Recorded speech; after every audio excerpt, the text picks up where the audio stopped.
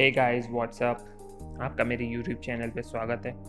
और आज हम लोग फिर से बहुत सारे वोकैब के वर्ड्स जो हैं वो हम सीखने वाले हैं। और ये सब हम सीखेंगे वोकैब 24 ऐप से। तो एक मिनट के लिए मैं आप लोगों को थोड़ा दिखाना चाहूँगा कि ये है मेरे मोबाइल पे एक मैंने ऐप डाउनलोड करके रखी है जिसका नाम है वोकैब 24। बहुत ही बढ़िया ऐप है। ये ऐप मुझे क्यों पसंद है ये मैं बताऊँगा, क्योंकि इस ऐप में ना वो कैब के लिए जो चीज़ प्रोवाइड की जाती है वो काफ़ी मुझे पसंद आती है। जैसे कि अगर आप देखें तो सबसे पहले हमारा आज का जो पहला वर्ड है वो है अनार्कोनिस्टिक। क्या है? अनार्कोनिस्टिक। ठीक है, अनार्कोनिस्टिक। तो ये एक एडजेक्टिव है। जिन्हें नहीं पता है कि एडजेक्टिव क्या होता है, नाउन क्या होता है, तो ये पार्ट्स ऑफ स्पीच का एक भाग है। ठीक है, नाउन होता है, एडजेक्टिव होता है, एडवर्ब होता है, प्रोनाउन होता है, प्रपोजिशन होता है। तो इस तरीके से 8 चीज़ें होती हैं। ठीक है, वो हम किसी और दिन सीखेंगे। आज हम सिर्फ वोकैब पे कॉन्सेंट्रेट करेंगे। तो हमारा पहला वर्ड है अनार्कोनिस्टिक। अनार्कोनिस्टिक का हिंदी में मीनिंग है अप्रचलित। जैसे कि आप यहाँ लिखा भी देख सकते हैं, अप्रचलित लिखा है। Anachronistic is used to describe a person, a custom, or an idea that seems old-fashioned and does not belong to the present.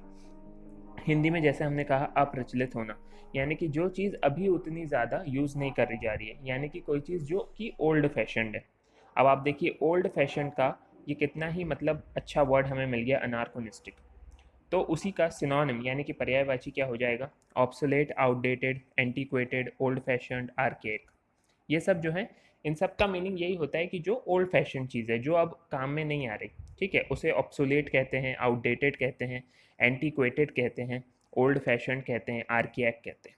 वहीं इसका उल्टे शब्द यानी कि इसके विलोम शब्द एंटोनिम्स, एंटोनिम्स में आ जाएंगे मॉडर्न, टाइमली, करंट और कंटेम्प्रेरी। एग्जाम्पल देख लेते हैं। The daily publication of print media seems anachronistic today. मतलब ये सेंटेंस का मतलब क्या हुआ कि जो डेली पब्लिकेशन था प्रिंट मीडिया का, वो आज की डेट में आउटडेटेड लग रहा है, पुराना लग रहा है। ठीक है, तो ये हमारा पहला वर्ड तैयार हो गया। दूसरा हमारा वर्ड है कॉनाइवेंस। आपने इसका प्रोनाउंसिएशन भी सुना होगा, कॉनाइवेंस। कॉनाइवेंस का मतलब क्या होता है? किसी के साथ मिलकर अवैध कार्य करना। किसी के साथ मिलकर अवैध कार्य करना।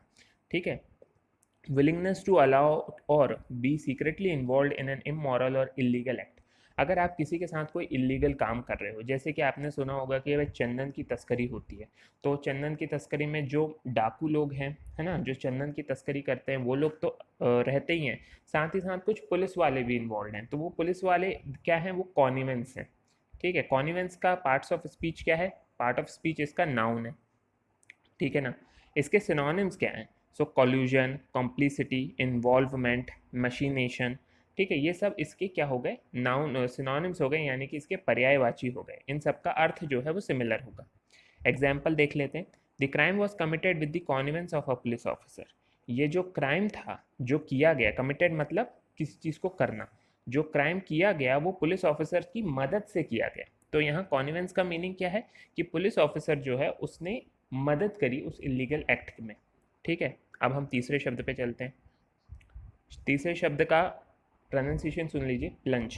प्लंज जो है वो एक वर्ब है। वर्ब यानी कि क्रिया। जब हम किसी कार्य को करते हुए दिखाना चाहते हैं तो उसे हम कहते हैं क्रिया। ठीक है, तो इसलिए प्लंज शब्द जो है वो क्रिया है। प्लंज शब्द का हिंदी में मीनिंग है अचानक से गिरना। जैसे कि बोलते हैं ना कि शेयर मार्केट जो है गिर गया, तो गिर जाने का मतलब क्या होता है कि उसकी बिल्डिंग गिर जाती? नहीं, तो जो शेयर मार्केट का जो भाव है वो गिर जाता है ना। तो हम ये बोल सकते हैं उस कंटेक्स्ट में। तो अगर कोई चीज़ अचानक से गिर जाती है या उसकी कीमत जो है, उसकी जो वैल्यू जो है वो अचानक से गिर जाती है, तो उसे हम कहते हैं कि प्लंज हो गया। इसके सिनोनिम्स क्या हैं? क्रैश हो जाना, आपने सुना होगा शेयर मार्केट क्रैश हो गया। प्लमेट, टम्बल, ड्रॉप, ये सब जो है इसके सिनोनिम्स है। जैसे कि प्लमेट, प्लमेट बहुत यूज़ होता है, बहुत सारे जो है कॉम्पिटेटिव एग्जाम्स में आता है। टम्बल बहुत सारे कॉम्पिटेटिव एग्जाम्स में आता है, तो इंपॉर्टेंट वर्ड्स है। अब कोई चीज़ गिर रही है तो उसका उल्टा शब्द क्या होगा? उसका उल्टा शब्द होगा कि कोई चीज़ उठना। तो वहाँ हमने लिख लिया एंटोनिम्स में सोर होना, गो अप करना, राइज करना। ठीक है, एग्जाम्पल देखते हैं। For him the country has already plunged into the civil war, है ना। For him the country has already plunged into a civil war, उसको लगता है। फॉर हिम का यहाँ पे मीनिंग क्या हो जाएगा? उसको लगता है कि जो कंट्री है वो ऑलरेडी सिविल वॉर में जा चुकी है। ठीक है, आगे बढ़ते हैं। अगला हमारा वर्ड है एब्जेक्टली। क्या है हमारा वर्ड? एब्जेक्टली। एब्जेक्टली जो है वो एक एडवर्ब है। एडवर्ब के बारे में जिन्हें नहीं पता हो मैं उन्हें बताना चाहूँगा कि नाउन एक चीज़ होती है। नाउन यानी कि कोई भी पर्सन, यानी कि कोई भी व्यक्ति, कोई भी जगह और कोई और चीज़, ठीक है, अ पर्सन, प्लेस और थिंग, इसे हम नाउन कहते हैं। नाउन की विशेषता जो बताता है उसे हम एडजेक्टिव कहते हैं, और एडजेक्टिव की विशेषता जो बताता है उसे हम एडवर्ब कहते हैं। ठीक है, तो एब्जेक्टली ये जो शब्द है इसमें लास्ट में एल वाई लगा है, इसलिए ये एडवर्ब है। ज़्यादातर एडवर्ब्स जो होते हैं उनके लास्ट में एल वाई लगता है, तो ये एक पहचानने का तरीका मैंने आपको बताया। दूसरी बात, इसकी अगर मीनिंग अगर हम देखें तो निराशा में, एब्जेक्टली का मतलब क्या होता है? निराशा में, बहुत बहुत ज़्यादा कोई निराश है तो उसे हम कहेंगे he is in abject pain, है ना, एब्जेक्ट पेन। अब यहाँ पे मैंने जो एब्जेक्ट वर्ड यूज़ किया ये एडजेक्टिव की तरह यूज़ किया, है ना, लेकिन अगर मैं इसके और किसी वर्ड के पहले अगर इसे यूज़ करता तो वो एडवर्ब की तरह यूज़ हो सकता था। देखते हैं, हम आगे यूज़ भी सीखेंगे। सिनोनिम्स में हम चले जाते हैं तो सिनोनिम्स में मीकली, मीनली, मिजरेबली, तो ये तीनों वर्ड का मीनिंग होता है निराशा में होना। मीकली, मीनली और मिजरेबली। इसके एंटोनिम्स क्या हैं? एंटोनिम्स इसका उल्टा होगा कि जहां आप निराश हो तो अब आप क्या रहोगे? आप उत्साहित रहोगे, तो प्राउडली। ठीक है, इसका उल्टा वर्ब, उल्टा क्या हो गया इस शब्द का? प्राउडली होना, हॉटिली होना। ठीक है, एग्जाम्पल से समझते। The government has abjectly failed to read the mood of the nation. Government जो है वो बहुत बुरी तरीके से, मिजरेबली, बहुत ही बुरी तरीके से फेल हो चुकी है नेशन के, यानी कि जो पूरा हमारा कंट्री है, जो पूरा हमारा समुदाय है, इसके मूड को, इसकी भावना को समझने में गवर्नमेंट पूरी तरीके से फेल हो चुकी है। अब यहाँ पे आप सोचोगे कि ये एब्जेक्टली वर्ड का मीनिंग क्या है? तो एब्जेक्टली जो है ये सिचुएशन की गंभीरता को भी दिखा रहा है, साथ ही साथ ये भी दिखा रहा है कि गवर्नमेंट कितनी बुरी तरीके से जो है फेल हो रही है। तो इंग्लिश में हमेशा याद रखना कि वर्ड का एग्जैक्ट मीनिंग कभी आपको नहीं मिलेगा। इंग्लिश में हमेशा कंटेक्स्ट, यानी कि सिचुएशन, यानी कि परिस्थिति के अनुसार आपको मीनिंग समझ में आएगा। चलिए आगे बढ़ते हैं अगले वर्ड के ऊपर। हमारा अगला वर्ड है सबवर्ट। सबवर्ट जो है ये एक वर्ब है, यानी कि ये क्रिया को दर्शाता है।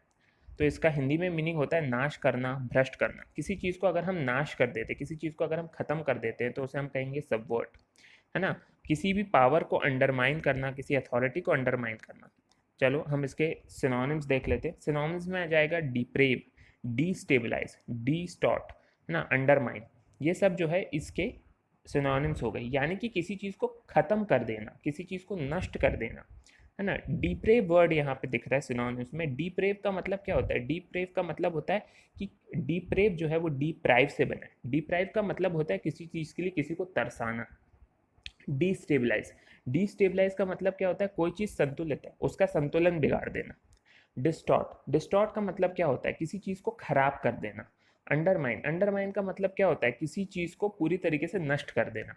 तो ये सबवर्ड से मिलते जुलते मीनिंग्स हैं, क्योंकि मैंने आपको बताया ना, इंग्लिश में कंटेक्स्ट से समझना पड़ता है, परिस्थिति के अनुसार समझना पड़ता है उस शब्द का मीनिंग।